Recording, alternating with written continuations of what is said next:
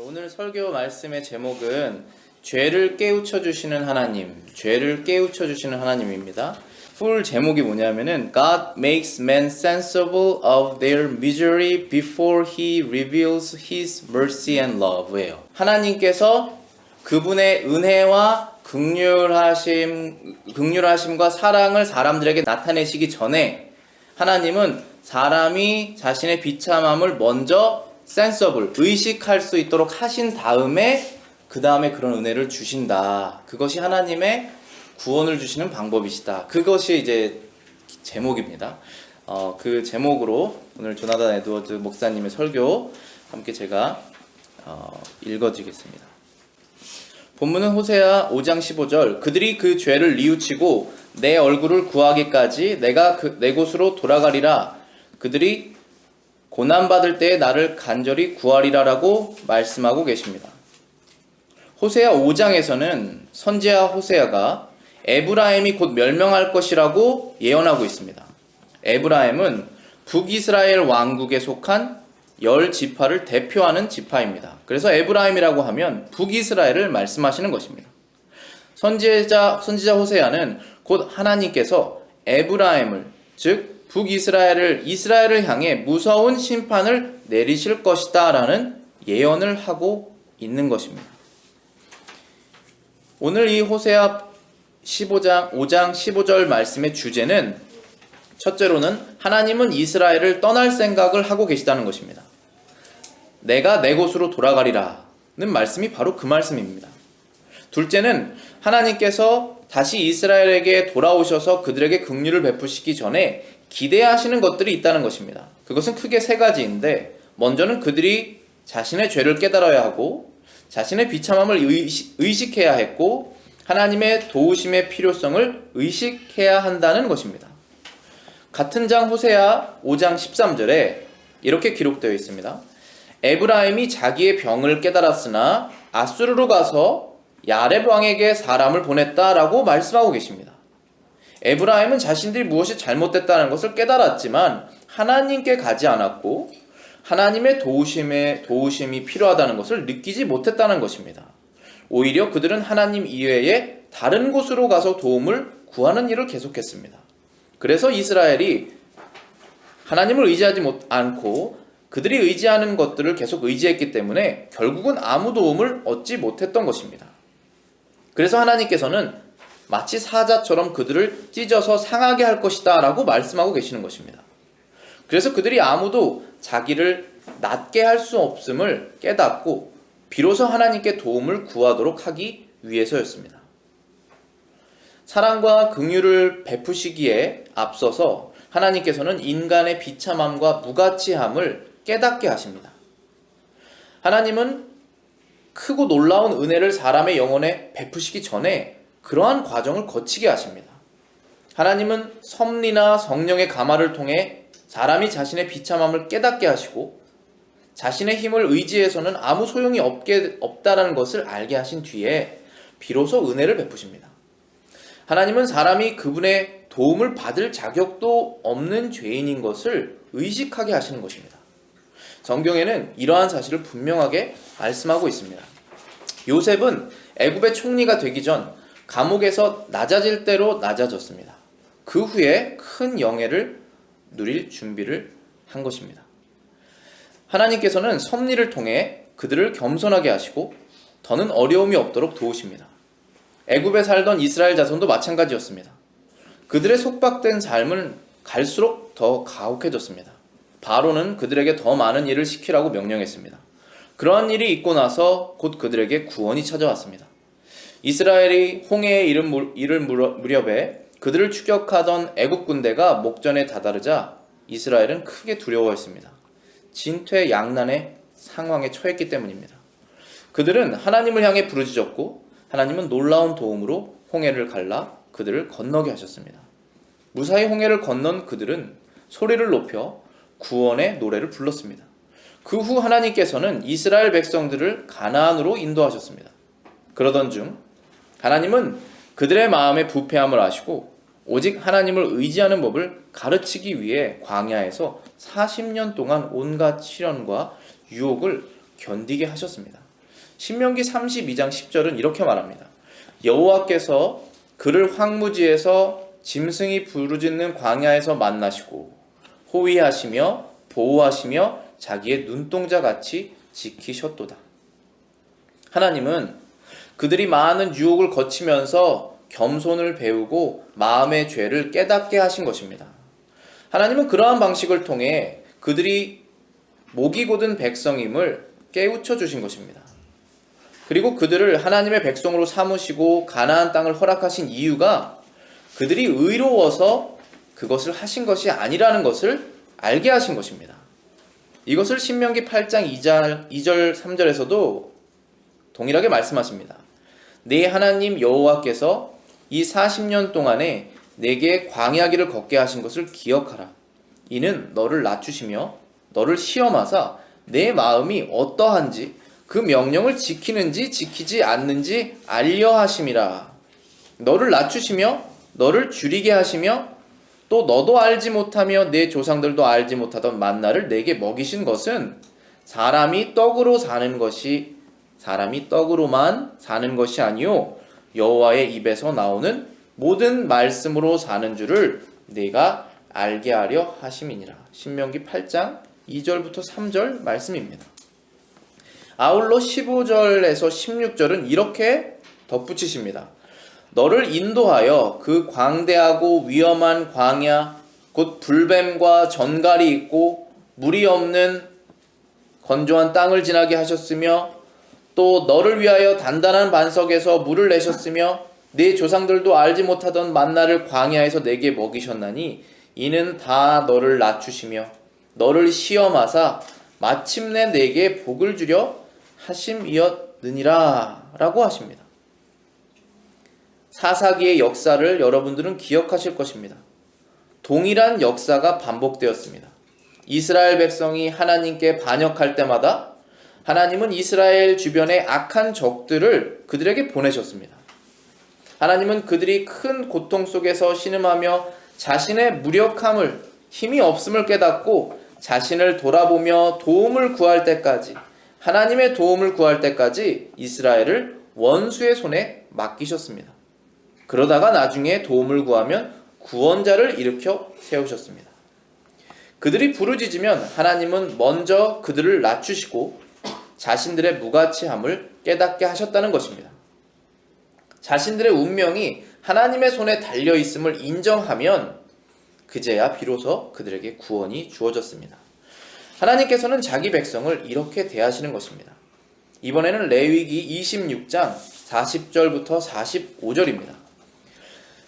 그들이 나를 거스른 잘못으로 자기의 죄악과 그들의 조상의 죄악을 자복하고 또 그들이 내게 대항함으로 나도 그들에게 대항하여 내가 그들을 그들의 원수의 땅으로 끌어갔음을 깨닫고 그 할례 받지 아니한 그들의 마음이 낮아져서 그들의 죄악의 형벌을 기쁘게 받으면 내가 야곱과 맺은 내 언약과 이삭과 맺은 내 언약을 기억하며 아브라함과 맺은 내 언약을 기억하고 그 땅을 기억하리라.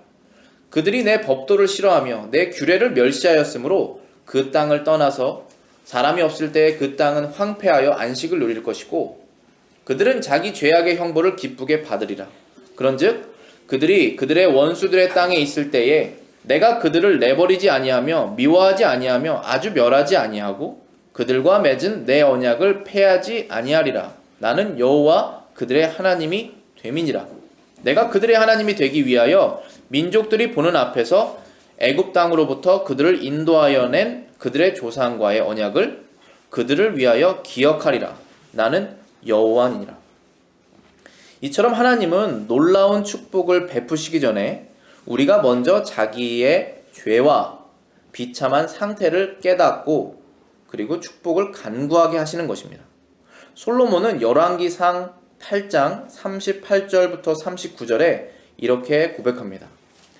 한 사람이나 혹은 주의 온 백성이 이스라엘이 다 각각 자기의 마음의 재앙을 깨닫고 이 성전을 향하여 손을 펴고 무슨 기도나 무슨 간구를 하거든 주는 계신 곳 하늘에서 들으시고 용서하시며 각 사람의 마음을 아시오니 그들의 모든 행위대로 갚으사 행위대로 행하사 갚으시옵소서. 주만 홀로 사람의 마음을 다 아심이나이다. 여기에서 솔로몬이 기도한 내용 중에 자기의 마음의 재앙을 깨닫고라는 말이 있습니다. 이것은 자신의 죄와 비참함을 깨우친다는 뜻입니다. 이 말은 결국 자신에게 임하는 재앙과 이 고통의 근본적인 이유가 그들 자신의 죄에 있음을 깨달은 것을 말하는 것입니다. 그리스도께서 가나안 여인의 간청을 듣고 그녀의 딸을 고쳐주시기 전에 그녀를 매우 겸손히 낮춰 자신의 무가치함을 깨닫게 하셨습니다. 처음에 예수님은 그녀를 외면한 채 아무 말씀도 하지 않으셨습니다. 그러나 그녀가 딸을 고쳐달라는 부르짖음을 계속 멈추지 않으니 제자들은 그것을 귀찮아했으며 예수님이 그녀를 돌려보내기를 바랬습니다. 근데 그녀가 계속 도움을 간청하자 예수님은 그녀를 멸시하는 투로 자녀의 떡을 취하여 개들에게 던짐이 마땅치 아니하리라 라고 말씀하셨습니다. 그러나 그녀는 그 말씀조차도 달게 받아들였습니다. 자녀의 떡을 받아먹을 자격이 없음을 인정하고 자녀들이 먹고 남은 부스러기를 구했던 것입니다. 그러자 예수님은 비로소 그녀의 간청을 들어주셨습니다. 동서고금을 막론하고 하나님의 백성은 모두 이러한 경험을 합니다. 놀라운 긍휼과 사랑, 특히 영적인 축복을 베푸시기 전에 여러 가지 섭리나 성령의 역사를 통해 그들을 낮추시고 자신의 비참함과 무력함과 사악함과 무가치함을 깨닫게 하시는 것이 하나님께서 사용하시는 방법입니다. 하나님이 죄인들에게 긍휼을 베풀 마음이 있으실 때는 먼저 자신을 돌아보고 자신의 실상과 처한 상태를 깨닫게 하시는 데부터 시작하신다는 것입니다. 하나님은 사람들이 자기의 죄를 생각하고 깨닫게 도와주십니다. 전에만 해도 그들은 자신의 죄에 대해서 전혀 관심이 없었습니다. 그들은 자신이 무슨 죄를 지었고 또 얼마나 지었는지 생각하지 않았습니다. 그런 일을 생각하는 복잡한 일을 하는 것을 이해하지 못했습니다. 하나님은 그런 그들의 마음이 얼마나 심하게 오염되었고 부패했는지를 깨우쳐 주신다는 것입니다. 하나님은 그들이 살아오면서 지은 죄를 생생하게 떠오르게 하십니다. 그들의 눈앞에 죄를 낱낱이 드러내서 그들의 죄가 얼마나 많았고 심각했는지를 알게 하시는 것입니다. 그들의 악한 마음과 행실을 통해 그들의 부패한 본성을 여실히 드러내십니다. 하나님께서 성령을 통해 자신을 돌아보게 하실 때 누구나 예외 없이 자신의 마음에 부패한 것이 가득함을 부인하지 못할 정도로 많은 죄를 지은 사실을 인정할 수 없게 하십니다. 때로는 하나님께서 사람의 마음에 부패한 그 악한 성향이 이끄는 대로 그냥 행하도록 놔두시기도 합니다. 그분은 우리가 스스로 유혹에 이끌려 죄를 짓다가 지옥의 공포와 두려움을 의식하게 함으로써 자신의 마음이 얼마나 사악하고 부패했는지를 깨닫게 하십니다. 하나님은 때로 그러한 악으로부터 선한 결과를 이끌어내심으로써 유혹을 통해 정죄의 두려움을 알게 하시고 본성의 부패함을 의식하도록 하시는 것입니다. 하나님은 이스라엘 백성에게 행하신 것처럼 사람들을 광야로 인도해 시험하시고 그들 마음속에 무엇이 있는지 보게 하십니다. 이스라엘 백성들은 광야의 시련을 겪으면서 자신들이 반역을 일삼고 우상 숭배를 좋아하고 충성되지 못하고 악한 백성인 것을 깨닫게 되었습니다. 이것은 물론 마음의 부패한 성향이 이끄는 대로 마음껏 죄를 지어도 된다는 말은 결코 아닙니다.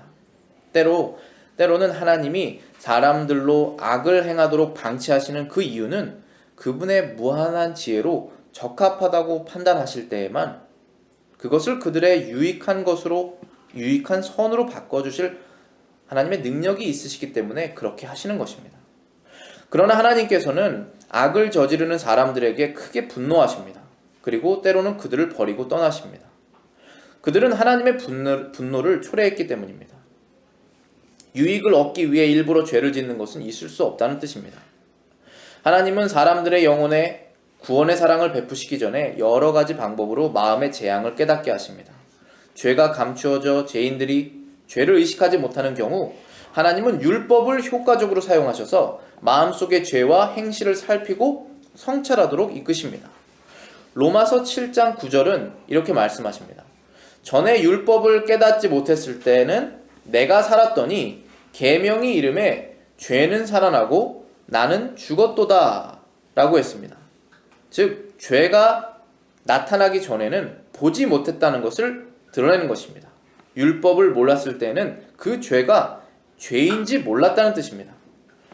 요셉이 형제들에게 자신의 정체를 드러낸 것은 그리스도께서 죄인의 영혼에 자신을 드러내 사랑을 베푸시고 죄인의 구원자요 형제라는 친밀한 관계를 알려주시는 예표적인 사건입니다. 요셉은 정체를 밝히기 전에 먼저 그들이 자신을 깊이 돌아보게 하였습니다. 그들이 요셉을 시기하고 미워하고 그래서 노예로 팔았던 그 잘못을 돌아보게 한 것입니다. 그래서 그 형제들이 우리가 과연 범죄하였도다 라는 고백을 스스로 하도록 만든 것입니다. 하나님은 죄인들이 죄로 인해서 무서운 위험에 처해 있음을 깨닫게 하십니다. 그들은 하나님의 진노가 참으로 무섭다는 것을 깨닫습니다. 전에는 하나님의 맹렬한 진노와 분노에 관해 듣고도 별다른 느낌이 없었습니다. 지금은 살아계신 하나님의 심판이 무섭다는 것을 의식합니다. 또한 그들은 지옥의 무서움을 어느 정도는 의식하게 됩니다. 그들은 자신의 죄와 죄책이 하나님의 진노를 초래했음을 깨닫게 됩니다. 인류의 첫 조상인 아담과 하와도 죄를 지은 후에 죄를 의식하고 하나님의 진노가 두려워졌습니다. 그래서 그들은 숨었습니다. 하나님께서 금지하신 나무의 열매를 먹은 사실에 관해 죄책감을 느낀 것입니다. 그런 죄책감과 두려움은 긍휼을 얻기 위한 준비 과정이었습니다. 하나님은 그들에게 은혜 언약을 계시하시기 전에 죄책감과 위험을 의식하도록 하신 것입니다. 그들은 여자의 후손이 뱀의 머리를 상하게 할 것이다 라는 하나님의 말씀을 깊이 생각하였습니다. 그 순간 믿음을 갖게 되었을 것입니다. 그들은 하나님이 자기들을 위해 은혜로운 계획을 세우시고 계시다는 것을 알게 된 뒤 참된 위로와 희망을 비로소 느꼈을 것입니다. 베드로의 설교를 듣고 회심한 사람들도 처음에는 죄책감과 위험을 느끼고 마음이 크게 찔렸습니다. 바울도 위로를 얻기 전까지는 크게 놀라며 두려워했습니다. 그는 사흘 동안 먹지도 마시지도 못할 정도로 큰 고통을 느꼈습니다. 예수님께서는 특별히 수고하고 무거운 짐진 자들을 부르셨습니다. 아마도 이 말씀은 부분적으로 죄책감과 위험을 의식하고 마음에 큰 고통을 느끼는 사람들을 말씀하시는 것입니다. 다윗이 동굴에 거할 때 환난당한 사람들이 다윗에게 몰려들었습니다. 다윗은 예수 그리스도를 예표합니다. 두려움과 고통을 느끼는 사람들은 그분께로 모여듭니다. 그들은 자신이 위험에 처한 것을 알고 두려워하며 그런 두려움 때문에 신속히 피할 곳을 찾아 나선 것입니다. 많은 사람들은 자신을 지옥에 가야 할 죄인으로 생각하지는 않더라도 모두 어느 정도 지옥의 위험을 의식합니다. 그들은 율법의 경고를 통해 하나님이 죄를 벌하실 것을 알고 두려워하지만 오히려 하나님을 향해 불평을 합니다. 그들은 어리석게도 하나님이 가혹하고 잔인하다며 불평을 합니다. 그러나 하나님은 그들에게 예수 그리스도 안에서의 구원과 사랑과 긍휼을 드러내시기 전에 그들이 징벌을 받아 마땅한 사람이라는 것을 깨우쳐 주시는 것입니다. 예수님께서는 많은 비유로 천국에 대해서 설명해 주셨습니다. 그 중에 하나 마태복음 18장 23절부터 27절에서는 천국을 이렇게 비유하고 계십니다. 그러므로 천국은 그 종들과 결산하려 하던 어떤 임금과 같으니 결산할 때에 10,000달란트 빚진 자 하나를 데려오매 갚을 것이 없는지라 주인이 명하여 그 몸과 그 아내와 자식들과 모든 소유를 다 팔아 갚게 하라 하니 그 종이 엎드려 절하매 이르되 내게 참으소서 다 갚으리이다 하거늘 그 종의 주인이 불쌍히 여겨 놓아보내며 그 빚을 탕감하여 주었다 라고 말합니다. 하나님이 죄인을 심판해서 자유롭게 하시기 전에 먼저 자신이 죽음의 형벌을 받아 마땅한 죄인임을 깨닫게 하시는 것입니다. 하나님께서는 양심을 통해 그들의 죄와 비참함을 알려주십니다. 양심의 기능은 크게 두 가지입니다. 첫 번째는 옳고 그른 것을 알려줍니다. 거듭나지 않은 사람은 자신의 죄와 자신의 죄의 간사함이나 가증스러움을 온전히 의식하지는 못합니다.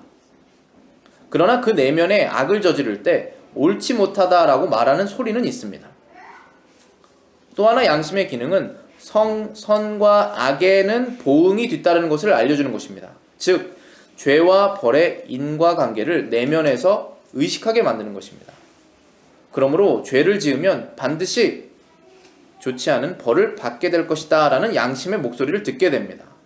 그러므로 양심은 자신의 죄를 책망하기도 하고 정죄하기도 하는 기능을 하는 것입니다. 하지만 사람이 타락한 이후에 양심도 타락을 하였습니다. 그래서 사람의 양심은 제 기능을 온전히 못합니다. 양심이 제 기능을 온전히 하려면 도움이 필요합니다. 죄가 양심이 제 기능을 하지 못하도록 방해하고 있기 때문입니다. 하나님께서 지으신 인간 안에 완전한 것들은 죄로 인해서 타락했지만 아직 남아 있습니다. 그러나 남아 있지만 죄로 인해서 훼손되었기 때문에 손상된 상태로 남아 있는 것입니다. 하나님의 성령께서는 그 마비된 양심을 깨워서 온전하고 자유로운 기능을 하도록 도와주십니다. 하나님의 성령께서는 인간의 양심에 직접 역사하십니다. 하나님의 깨우침을 받은 양심은 즉시 깨어납니다. 하나님께서는 사람의 양심을 깨우기 위해서 사람이 하나님의 위대하심을 알게 하십니다. 하나님의 성령께서는 율법으로 사람이 죄를 깨닫게 하십니다. 성경은 한결같이 그 율법의 기능을 말하고 있습니다. 갈라디아서 3장 24절에서는 이같이 율법이 우리를 그리스도께로 인도하는 초등교사가 되어 우리로 하여금 믿음으로 말미암아 의롭다함을 얻게 하려 함이라 하셨습니다. 율법이 우리를 그리스도께로 인도한다는 것입니다. 로마서 3장 19절입니다.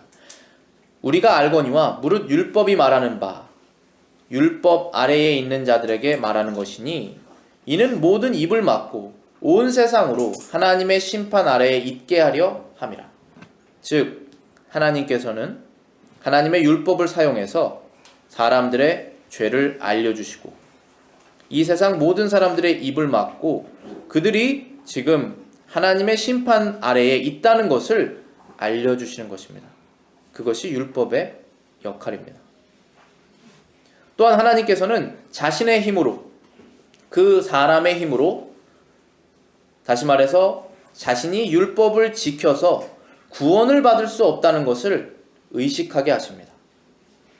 하나님께서는 사람의 경험을 통해 그 사람 스스로의 경험을 통해서 자신의 무능력함을 깨우쳐 주시는 것입니다.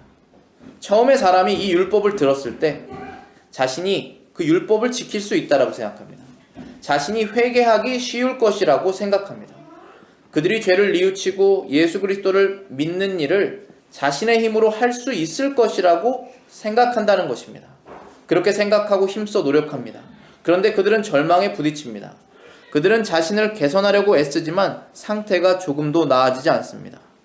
선을 행하고 하나님께서 기뻐하시는 선한 감정을 유지하려고 종종 애쓰지만 아무런 소용이 없습니다. 더 나아지기는커녕 갈수록 더 나빠집니다. 그들의 마음에는 처음보다 악한 생각이 더 많이 들어 처음보다 회심할 가능성이 훨씬 더 줄어들게 됩니다. 하나님은 그들이 스스로의 힘으로 자신을 구원할 수 없다는 절망감을 느끼게 될 때까지 그들이 열심히 자기 힘으로 구원을 노력하도록 놔두십니다. 탕자는 돼지들이 먹는 열매로 줄인 배를 채우려고 애썼습니다. 그런데 그런 식으로 더 이상 희망이 없음을 깨닫고 비로소 아버지 집으로 돌아갈 생각을 하게 된 것입니다. 또한 하나님께서는 때로 사람의 이해력을 도와서 스스로 그 마음의 상태를 보게 하셔서 그들의 무능력을 깨닫게도 하십니다. 우리의 주변을 보면 오랫동안 자신의 힘으로 구원을 구하려 하는 그러한 어리석은 행동을 하지 않았는데도 불구하고 갑작스럽게 회개를 경험하는 사람도 있습니다. 그러한 경우는 드물지 않습니다. 하나님께서는 얼마든지 그런 일을 하실 수 있습니다. 하나님께서는 어느 날 그들의 영적인 눈을 뜨게 하셔서 그들 자신의 마음의 비참한 상태를 올바르게 볼 수 있도록 하셔서 그들이 단번에 회개하게 하실 수도 있다는 것입니다. 지금까지는 하나님께서 어떤 수단을 사용하셔서 사람들을 깨우쳐 주시는지를 살펴본 것입니다. 그리스도께서는 이것이 성령께서 행하시는 사역 중에 하나라고 말씀하셨습니다. 요한복음 16장 8절에서 예수님께서는 이렇게 말씀하십니다. 예수께서는 부활하시고 승천하신 후에 하나님께서 성령을 이 세상에 보내줄 것인데 그분이 오셔서 죄에 대하여, 의에 대하여, 심판에 대하여 세상을 책망하시리라 라고 말씀하셨습니다. 즉 성령이 그들의 마음에 죄에 대하여, 의에 대하여, 심판에 대하여 책망하시는 그러한 역할을 하신다는 것입니다. 죄인이 먼저 성령의 도움으로 자신의 죄의 비참함과 불행한 정죄 상태를 의식하고 나서 복된 구원의 은혜를 주시는 것은 하나님의 지혜로운 방식이십니다. 하나님께서 이러한 방식으로 사람들을 구원하시는 그 하나님의 지혜는 다음과 같은 이유로 설명될 수 있습니다. 첫 번째는 사람이 하나님의 두려운 위엄과 냉엄한 정의와 거룩하심을 깨달음으로써 사람이 하나님을 올바르고 정당하게 이해할 수 있습니다.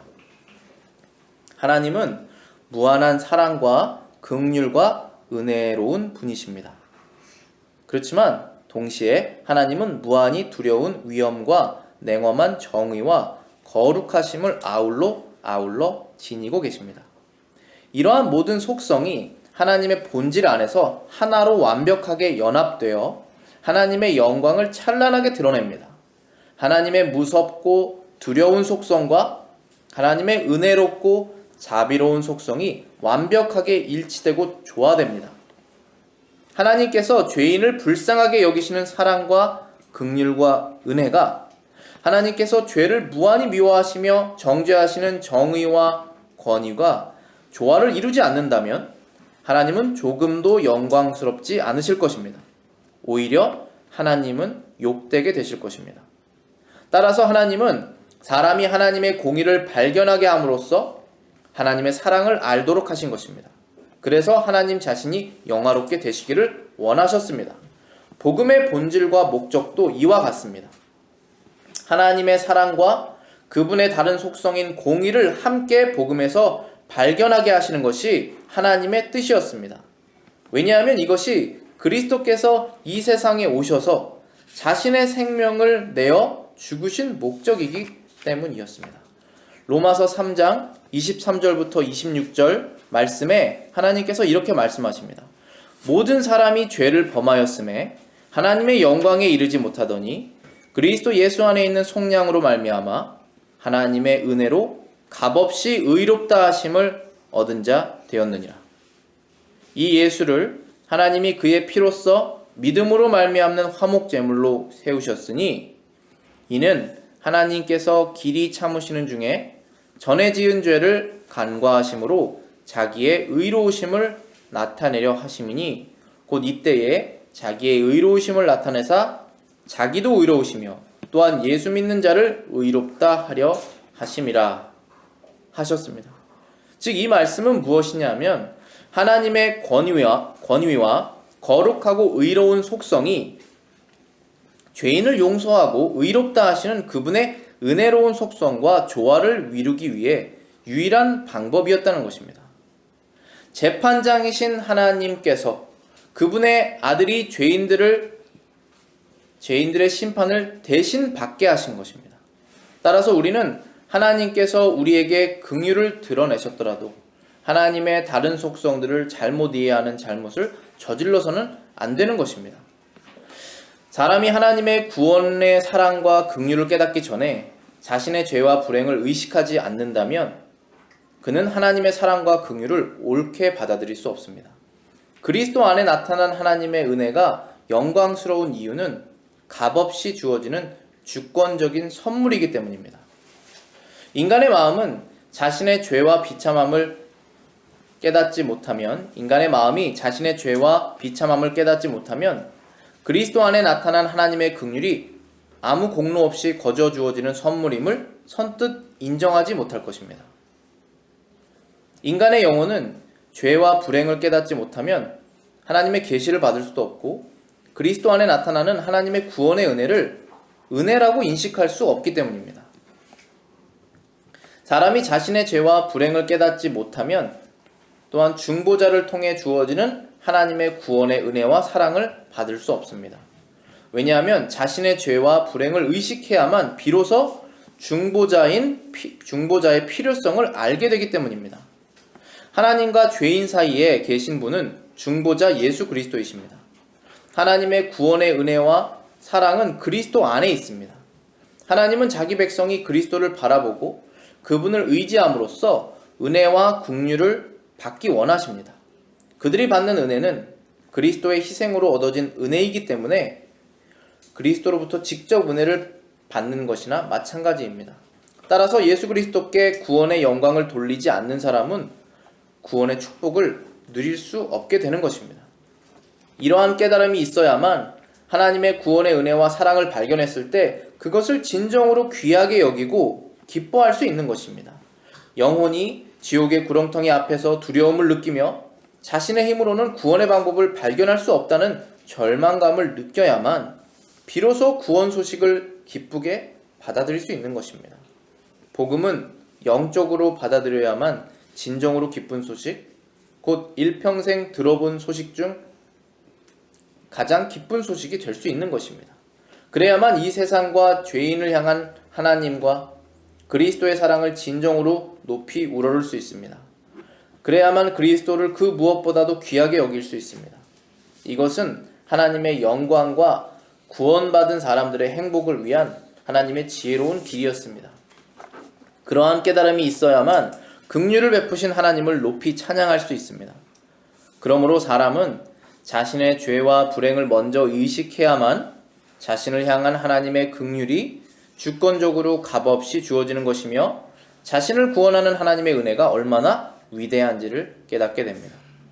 뿐만 아니라 자기에게 주어진 하나님의 은혜와 사랑을 더욱 귀하게 여기고 그분의 이름을 높이 우러르며 독생자를 내어주신 성부 하나님의 사랑을 크게 높이게 됩니다. 모든 죄악에서 우리를 구원하기 위해 목숨을 내어주시기 위해 이 땅에 오신 하나님의 아들 그리스도께 비로소 올바른 찬양과 영광을 돌릴 수 있게 되는 것입니다. 그렇게 구원받은 모두는 기꺼이 이렇게 말할 것입니다. 하나님께서 나를 불쌍히 여기지 않으시고 내게 구원자 예수 그리스도를 허락하지 않으셨으면 나는 참으로 비참했을 것이다. 그리스도께서 나를 사랑하시고 나를 위해 자신을 내어주지 않으셨다면 참으로 나는 불행했을 것이다.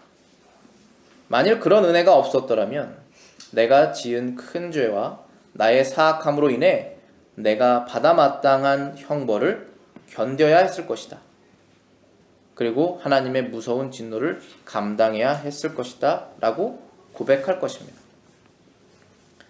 이제 마지막으로 우리는 성령의 깨닫게 하심을 구하는 사람들이 주의해야 될 몇 가지 점을 생각하고 말씀을 마치겠습니다. 첫 번째, 하나님의 분노를 자극해서 하나님의 깨닫게 하시는 성령의 은혜를 베풀지 못하시게 하지 말아야 합니다. 호세아 4장 17절은 이렇게 말씀하십니다. 에브라임이 우상과 연합하였으니 버려두라. 에브라임이 우상과 연합하였으니 버려두라. 시편 81편 1절부터 2절은 이렇게 말합니다.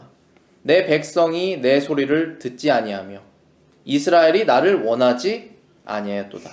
그러므로 내가 그의 마음을 완악한 대로 버려두어 그의 임의대로 원하는 대로 행하게 하였도다.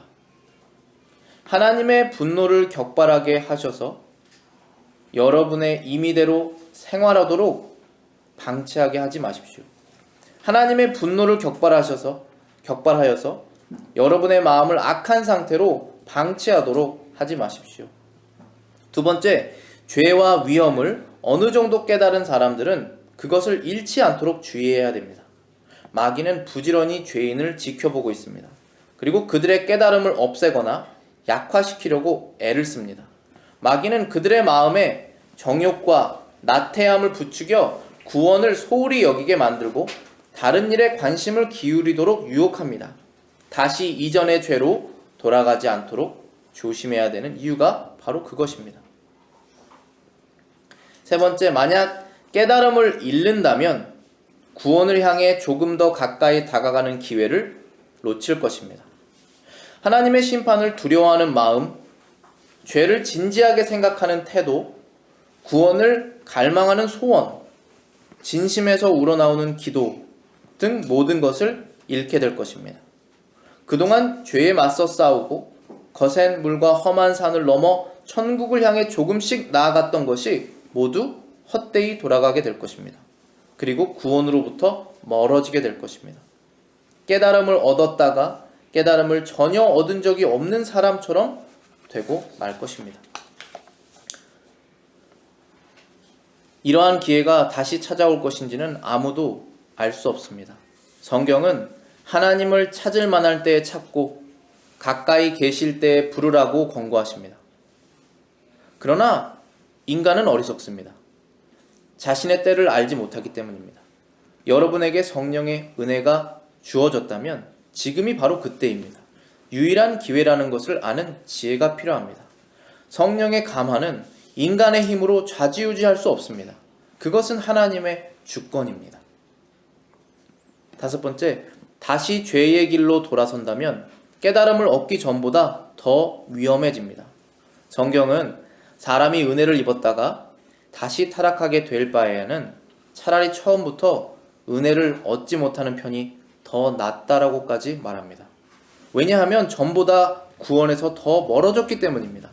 그의 마음은 전보다 더욱 완고해지고 천국을 향한 길에 더 많은 장애물들이 생길 것이기 때문입니다. 마치 철이 뜨겁게 달궈졌다가 식으면 더욱 단단해지듯 인간의 마음도 하나님의 은혜를 얻었다가 그것을 잃으면 더욱 완고해집니다. 대부분 나이가 들수록 깨달음에 민감하게 반응하는 힘이 약화되고 악한 습관은 더욱 강해져 마음속에 깊이 뿌리 내립니다. 성령을 소멸하는 것은 개가 토한 것을 다시 먹고 돼지가 씻었다가 다시 더러운 곳에 뒹구는 것과 같습니다. 그래서 하나님의 분노를 크게 자극합니다. 하나님께서 에스겔을 통해 이스라엘에게 하셨던 말씀을 우리는 기억해야 됩니다. 내가 너를 깨끗하게 하나 네가 깨끗하여지지 아니하나니 내가 네게 향한 분노를 풀기 전에는 네 더러움이 다시 깨끗하여지지 아니하리라. 마지막으로 성경은 우리에게 포기하지 말고 끝까지 구원을 구하라고 권고합니다. 호세아 6장 3절에서 호세아는 이렇게 말합니다. 우리가 여호와를 알자, 힘써서 여호와를 알자 라고 말합니다. 하나님은 꾸준히 인내하며 힘써서 구원을 구하는 사람들의 소원을 들어주십니다. 은혜를 잃은 사람들은 죄에 빠집니다. 그들은 유혹에 이끌려 죄를 저지릅니다. 정욕에 이끌리기 쉽고 부패한 욕망에 사로잡혀 자주 하나님의 분노를 초래합니다. 그들은 음란죄를 저질러 성령을 소멸하거나 다른 사람들과 다투기를 좋아합니다. 머릿속에는 악의와 복수심이 가득하고 악한 행위를 저지르거나 악한 감정을 발산시켜 하나님의 성령을 떠나시게 합니다. 이것이 은혜를 잃었을 때 나타나는 현상들입니다. 때로는 한눈을 파는 경우도 있습니다. 속된 즐거움과 쾌락을 쫓는 욕망을 다시 불러일으키거나 생각이나 그러한 일을 합니다. 전보다 더 죄에 부주의한 상태로 전락하게 됩니다. 그러다가 마침내 은혜를 모두 잃을 수도 있습니다. 때로는 어려운 상황을 맞아서 생각이 분산되기도 합니다. 새로운 환경이나 새로운 일이나 근심으로 영적인 정신을 빼앗기기도 합니다. 또한 반대로 세상에서 형통해서 온갖 세상의 좋은 것만 생각하게 될 수도 있습니다. 그래서 염려해야 될 일이 너무나 많아져서 자신의 영혼을 돌아볼 시간이 없어질 수도 있습니다. 그러니 지금 여러분에게 은혜의 때가 주어졌다면, 지금 여러분 앞에 은혜의 수단들이 있다면 지체하지 말고 지속적으로 은혜를 간구하십시오. 오랫동안 미루다가는 그 기회를 놓치고 말 것입니다. 아멘.